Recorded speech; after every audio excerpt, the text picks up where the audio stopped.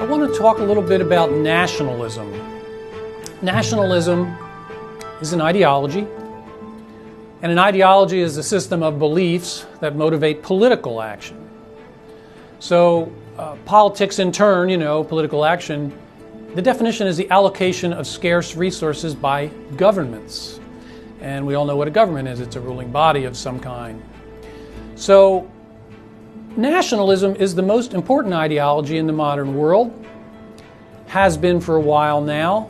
Many people, not as many as previously, but often say we will transition to another most important ideology. And they normally hope that is globalism, which means, looking at the whole world as one unit. But evidence continues to show, unfortunately, that nationalism is most important. So it's important then because it makes people do collectively what they do, and it makes the international system what it is, and it makes the conflicts what they are. So what is nationalism? Nationalism is the ideology or the system of beliefs that the nation is the entity that commands the principal political loyalty of the individual. All right, one more time on that. Nationalism is the ideology or belief that the nation is the entity that commands the principal political loyalty of the individual. So nations are groups of people. They are not the same as governments. They are groups of people. They can exist across borders. They can exist in part of a state's territory, or in some cases they can exist entirely in a territory, in which case the one nation is in one state, and we call that a nation state.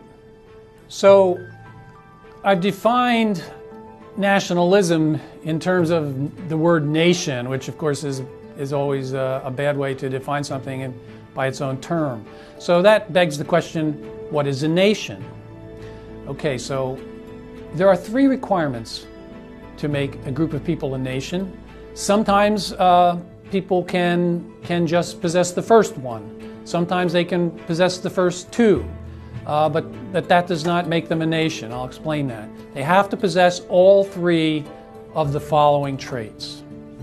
First, the group has to be a group of similar people. Now, there's a wide range of how you actually can define what similar is, but what's normally used is perhaps they have the same religion, they speak the same language, they have the same culture, historical experience, they have the same attitudes, things like that.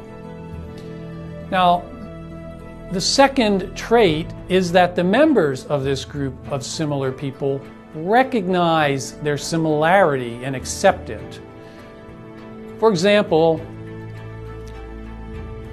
my own background is Irish and German, and those would be nationalities. I didn't say Ireland and Germany, those would be states. I said Irish and German. However, I don't relate to the country of Ireland and the Irish people living there. My ancestors emigrated to the U.S. some time ago, for example.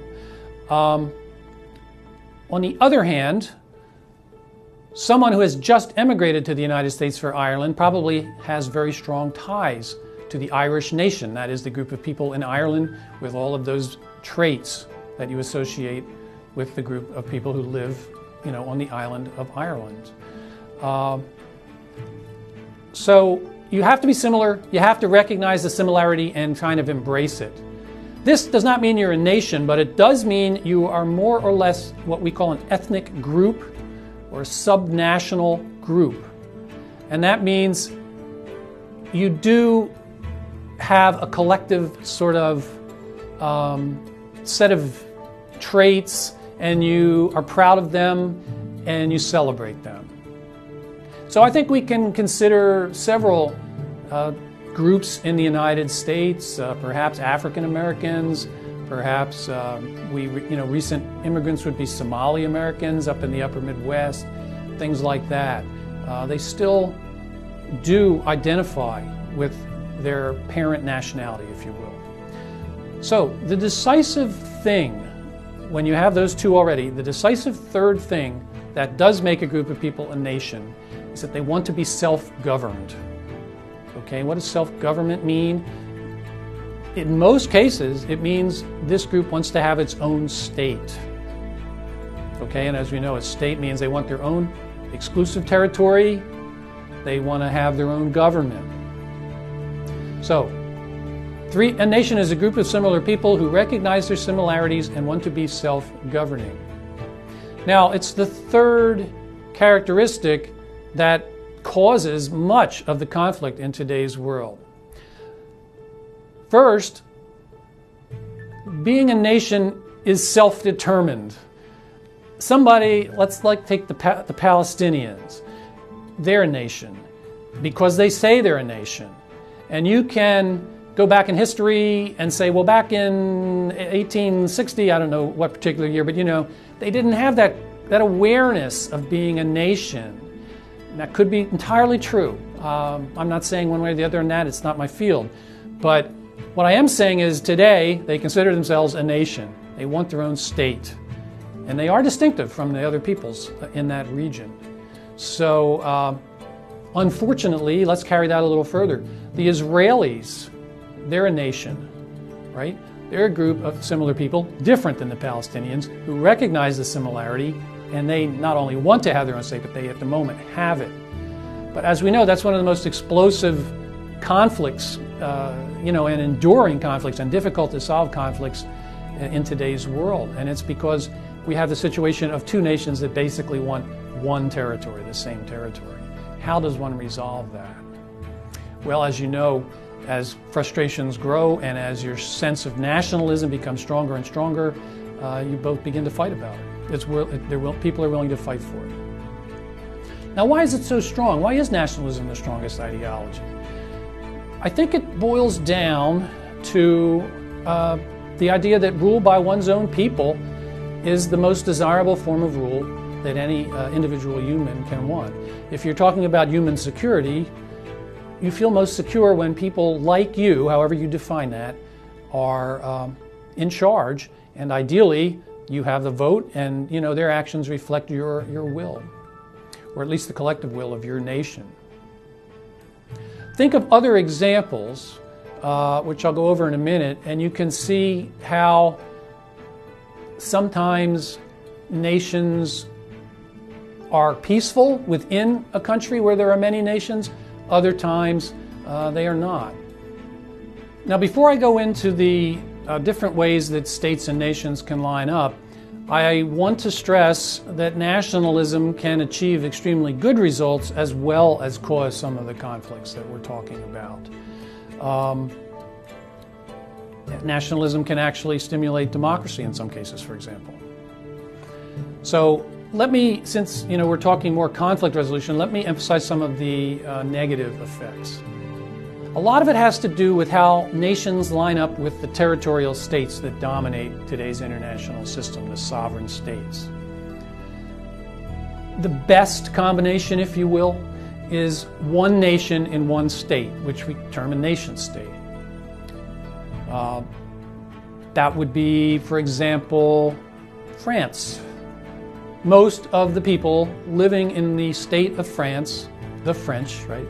The French people share a common heritage.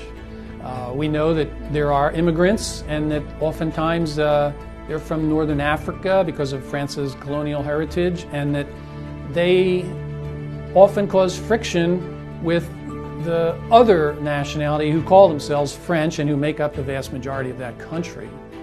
So France is a good example of a nation state, but one that does, have some stresses on it due to immigration by people who often have a different culture, and there's always some stress, it seems, that occurs there.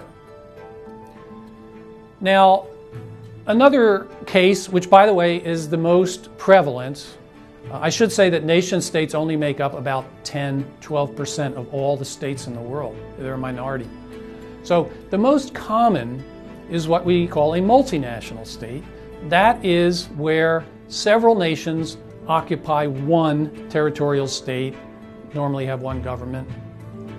These are much less stable because depending on the numbers of the people in each nation in the state, sometimes the minority groups feel that they're being exploited or not treated fairly, or that most of the income or economic benefit goes perhaps to the nationality that is the ruling, controlling majority in the state.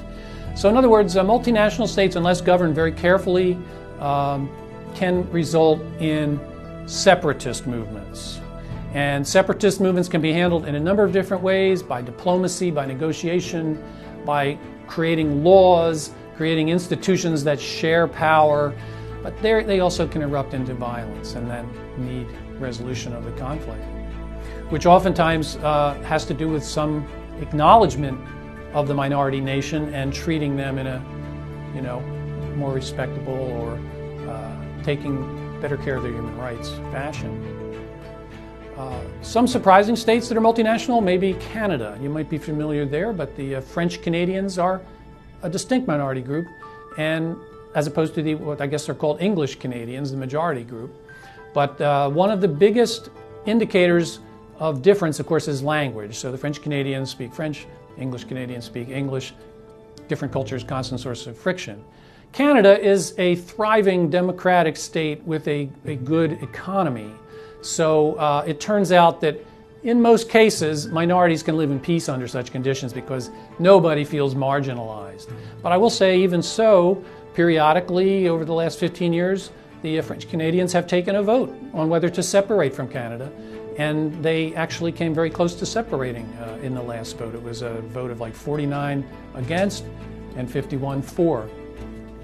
So another example that might surprise you are what we consider fairly stable states like Switzerland, which actually has 4 nationalities: a German component, an Italian component, a French component, and a native Swiss component. But again, the economic welfare and the governance is so inclusive that it doesn't really pose a problem. Each group lives in a certain area, more or less, of the state, and so they do have a degree of self-rule. And then lastly, I was going to mention even the United Kingdom, which recently had a vote of whether the Scottish, one of the 4 kingdoms in the United Kingdom, would separate.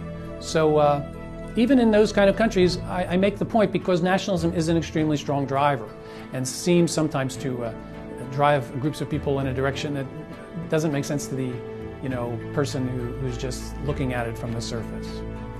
2 more categories. There are stateless nations. That would be a group such as Kurdish people. They are a unified nation of people. In other words, they live in a geographically contiguous area, but they tend, some live in the country, the state of Iraq, some live in the country of Iran, some live in the country of Turkey, some live in the country of Syria. They would prefer to redraw those lines and have a new state come on the international arena called Kurdistan. Because they're all one nation, they want to be self-ruling. So that's an example of a stateless nation. They tend to be unstable. And then lastly, there are multi-state nations. That is your one nation but in 2 states. That's your former East and West Germany. It's your former North and South Vietnam. It's your former North and South Yemen, all of which have combined. The forces to combine back into one nation under one state are very strong. And then North and South Korea is an example of a currently existing multi-state nation, and I think you can see how unstable that is, or at least how prone to conflict that is. Okay, so nationalism and the way that different nations line up with the territorial states in the international system are just very important drivers of many conflicts, and you should be very aware of those sorts of things, whether it happens to have a predominantly ethnic conflict element, whether it's maybe predominantly religious conflict. It all sort of falls under the we versus they idea. The we group is us, we take care of ourselves. The they group is, however you define it, others. They're different than us, maybe we don't trust them. How do we all live together in peace? Problematic. I will say in closing that once a group can successfully establish itself as a nation, I believe Palestinians are the best example. It's taken them a while, but they are acknowledged generally as a nation. Some countries disagree, but majority-wise, They're acknowledged as a nation, and that is why two-state options are being discussed, for example. That you'll have to have a state of Palestine to accommodate the Palestinian nation, even if it takes a piece out of the state of Israel or other states. So as you look at various cases of conflict resolution, you should be aware of the efforts of groups to gain legitimacy by being declared a nation by the majority of the world states, the UN, and other bodies. It's very powerful.